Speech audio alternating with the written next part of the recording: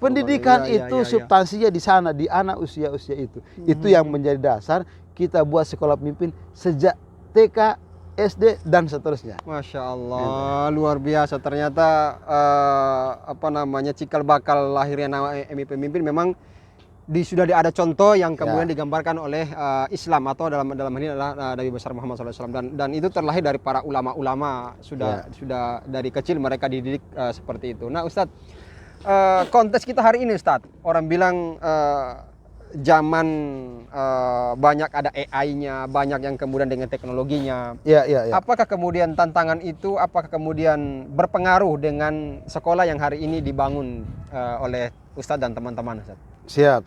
Alhamdulillah. Wah, ini pertanyaan ini menarik ini. Kenapa? Karena saya sedang nulis itu buku. Oke. Jadi buku saya sekarang yang kedua ini judulnya itu apa namanya? Melahirkan generasi atau mempersiapkan generasi, mendidik generasi di zaman AI. Gitu. Jadi bagaimana kita bisa melahirkan generasi unggul, generasi hebat di zaman AI yang seperti ini yang banyak merusak anak-anak ini. Gitu. Ya, insya Allah Ramadan ini ya, akan diproses cetak, sudah selesai tulisnya. Masya Allah. Ya, sudah selesai nulis sekitar 240 sekian halaman. Ya, dan insya Allah tinggal dicetak. Ya. Jadi seperti itu. Jadi memang hari ini anak-anak luar biasa. Ya. Banyak orang tua yang menikah, anak-anak muda yang hari ini nikah ini tanpa ilmu itu, perhatikan bagaimana cara dia mengatasi anaknya. Itu kalau anaknya nangis dikasih HP. Dikasih HP diam nih. Ya. Jadi tidak disadari dia sedang merusak anak sejak usia dini. Gitu. Jadi dia tidak pernah mendidik, dia tidak punya ilmu bagaimana mendiamkan anak. Mengatasi anak yang nangis dengan berbagai persoalan itu. Hari ini orang suami istri yang menikah itu tidak punya ilmu sama sekali, tidak punya bekal. Gitu. Jadi dia cuma kasih HP diam anak. Ya, jadi diajari anak HP sudah paham, gitu nangis dikasih HP dan seterusnya. Sementara itu sangat merusak anak itu. Ya. Dari sisi pendidikan, ya, AI hari ini itu justru kita bisa manfaatkan semaksimal mungkin untuk dunia pendidikan kita bisa berkembang dengan baik, atau untuk anak-anak kita bisa maju. Ada sisi positifnya. Ada sangat punya potensi, ya. Karena zaman yang berkembang ini tidak bisa kita lari darinya, tidak bisa kita menghindar darinya. Yang bisa itu kita hadapi dan kita manfaatkan semaksimal mungkin untuk melejitkan semua potensi kita dalam kehidupan ini. Jadi kalau orang dunia pendidikan, bagaimana pendidikan ini bisa dilejitkan dengan adanya AI tersebut. Dan hari ini banyak fitur-fitur atau banyak konten-konten atau banyak aplikasi-aplikasi AI itu yang bisa dimanfaatkan untuk pengembangan. Contoh begini, saya 2 bulan lalu itu ngikuti training bagaimana menggunakan ChatGPT. Betul, ini kan AI juga ini. Betul. Bagaimana menggunakan ChatGPT agar kita bisa sukses menjadi penulis hebat. Bayangkan, saya ngikut itu cuma 2 jam, habis ngikut itu saya bisa nulis buku yang tadi itu. 200 halaman? 240 halaman itu. Allah. Itu saya nulis dalam waktu 1 bulan. Memanfaatkan teknologi AI tersebut. Dengan nilai positif ya. Dengan nilai positif. Ya. Dan beberapa buku sebelumnya juga, buku yang pertama itu yang nulis gabung juga sama. Ya. Saya ngikut beberapa lomba penulis, guru nulis itu, ya, karya ilmiah, alhamdulillah juara. Gitu.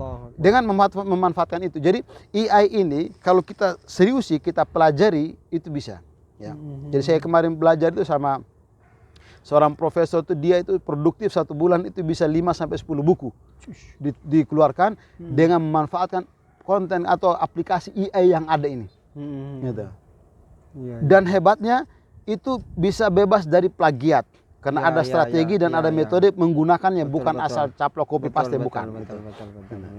Nah, jadi sama dunia pendidikan juga, guru hari ini itu kompetensi guru itu akan segera melejit, akan naik kalau bisa memanfaatkan semua yang ada itu, AI atau teknologi yang ada.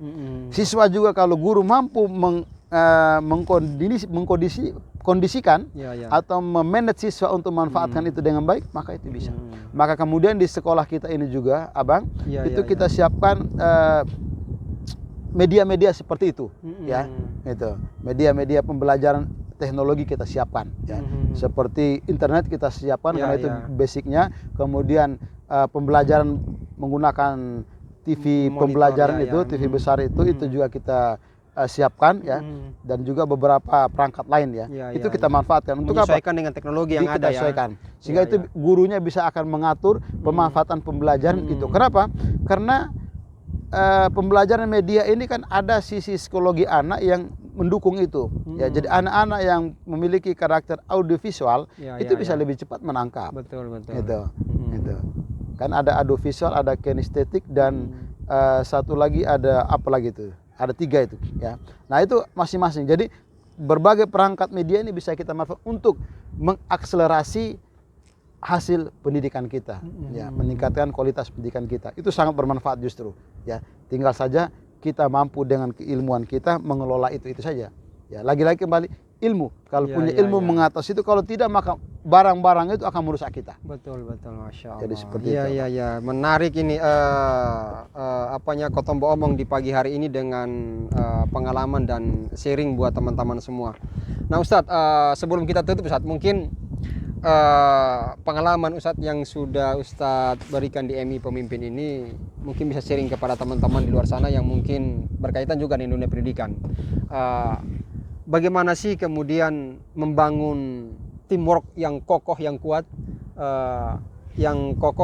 kemudian bisa berjalan bersama untuk menggapai visi dan misi itu, Ustadz? Ya, jadi pembentukan tim ini dalam manajemen itu, ya, memang ada, ya. Dari sisi manajerial, tim itu sangat menentukan, ya.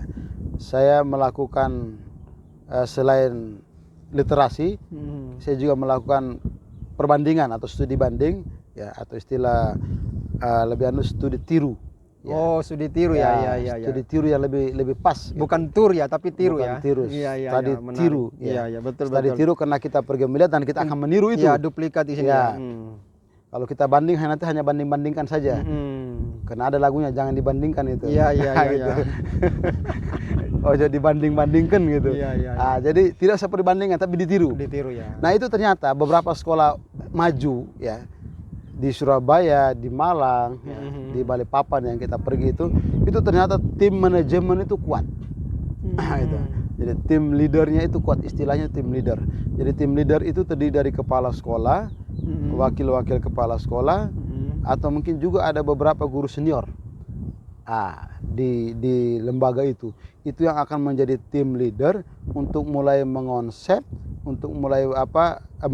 dan juga nanti ada lapisan kedua untuk tim eksekutor. Iya. Nah, jadi teamwork ini sangat penting untuk satu kemajuan pendidikan. Ya, bagaimana membentuk teamwork kemudian? Nah, ini dia ini tergantung gaya kepemimpinan. Jadi di dunia kepemimpinan itu ada istilah gaya kepemimpinan, ya, itu leadership skill, ya, tergantung skill dari seorang leader. Bagaimana dia bisa mengkondisikan timnya, membuat mereka nyaman, membuat mereka enak, membuat mereka itu merasa memiliki untuk bersama-sama memajukan lembaga yang sedang mereka kelola, gitu. Betul. Bagaimana memajukan lembaga yang sedang mereka kelola itu yang penting. Jadi pemimpin itu sangat penting, ya. Kepemimpinan itu sangat penting karena dia nanti yang tim ini juga kemudian yang akan mengonsep atau melakukan musyawarah atau pengambilan keputusan tertinggi itu di tim ini, ya.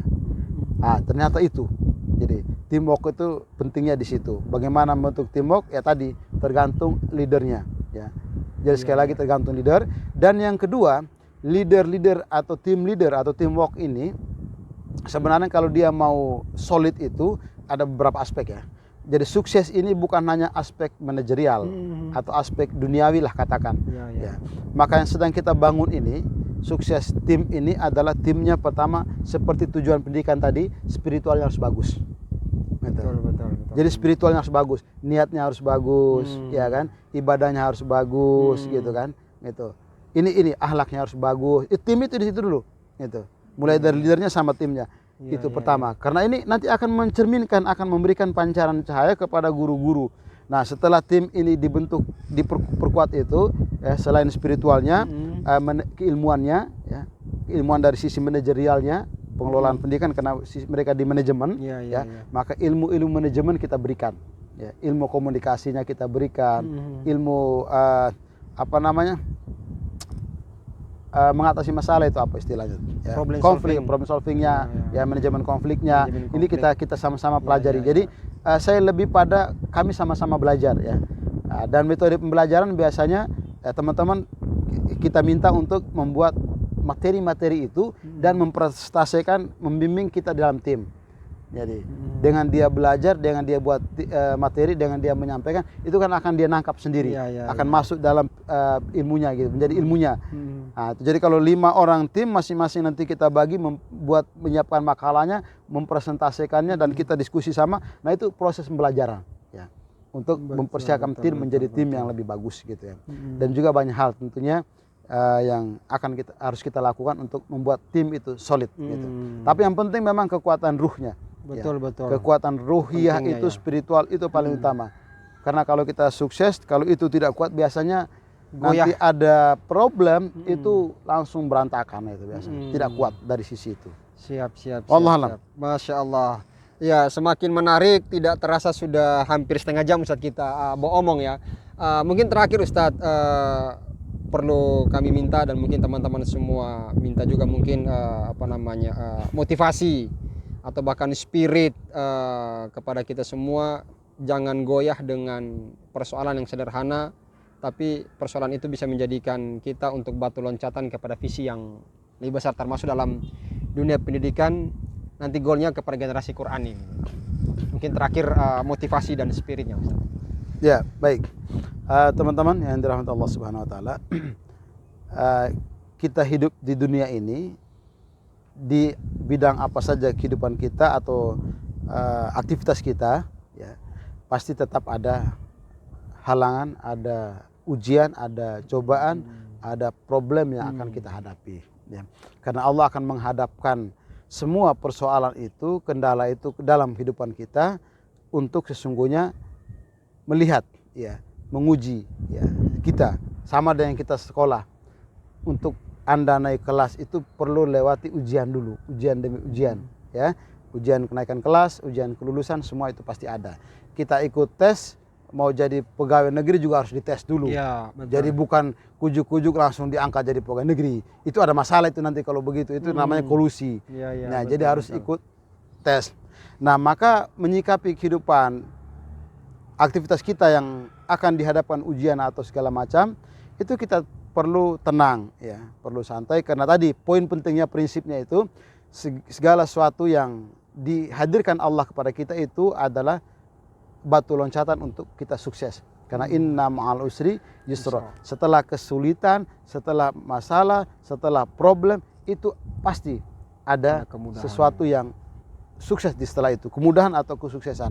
Itu saja, itu menjadi dasar. Kalau sudah itu kita pegang, itu menjadi konsep, prinsip kita, maka apapun yang akan hadir nanti kita pasti tenang. Karena kita sudah tahu setelah ini pasti sukses, setelah ini pasti ada kemudahan. Betul. Tapi kalau itu tidak ada, kita pasti stres, bahkan kita maki-maki Tuhan itu. Ya. Kenapa lagi saya ini susah terus ini? Ya. Padahal betul, bukan cuma kita yang susah di dunia ini, semua orang hidup ini pasti ada susahnya. Betul. Ya, tapi kita kan biasa mikir, kenapa saya ini susah betul saya ini. Ini sudah sekian tahun saya susah terus. Itu dari sisi prinsipnya. Dan mungkin kalau dari sisi evaluasi, ya kita perlu evaluasi. Ya, kita perlu introspeksi diri lah bahasanya itu. Oh, ini kenapa terjadi? Ini kenapa terjadi? Karena segala sesuatu yang terjadi pasti ada asbabnya. Ya, pasti ada asbabnya. Ya. Kalaupun asbab itu Allah kasih ujian masih bagus. Tapi kalau asbabnya itu adalah sanksi atau siksa yang Allah berikan, itu kita perlu segera introspeksi. Ya. Dan ujungnya kita harus kembali kepada Allah, karena segala sesuatu datang dari Allah akan kembali kepada Allah. Itu poinnya. Allah. Baik, Masya Allah, semakin menarik. Tapi karena waktu yang membatasi kita, insya Allah kita akan omong lagi di part-part selanjutnya atau di sisi selanjutnya dengan mungkin tema yang berbeda ya. Insya Jadi sahabat semuanya, jangan lupa kami informasi beliau ini juga salah satu camat ya, kepala madrasah di MI ini, dan juga membuka lagi penerimaan siswa baru ya. Siap. Siswa baru silakan daftar langsung di sekretariat atau di sekolah Jalan CR Moi ya, atau arah ke dari Kelapa Lima, Masjid Kelapa Lima, naik ke atas sebelum tanjakan itu belok kanan langsung ke situ, karena insya Allah output dari sekolah ini insya Allah menjadi anak-anak yang generasi yang Qurani, 4 poin tadi yang beliau sampaikan. Baik, itu sahabat semuanya Kotombo omong sampai hari ini. Kalau ada salah kata kami mohon maaf yang sebesar-besarnya. Terima kasih Ustadz atas waktu dan ilmu dan sharing kepada kita semuanya. Kita akan berjumpa di lain kesempatan. Jangan lupa like, komen, dan subscribe. Saya Abang Has, Ustadz Saiful undur diri. Assalamualaikum warahmatullahi wabarakatuh.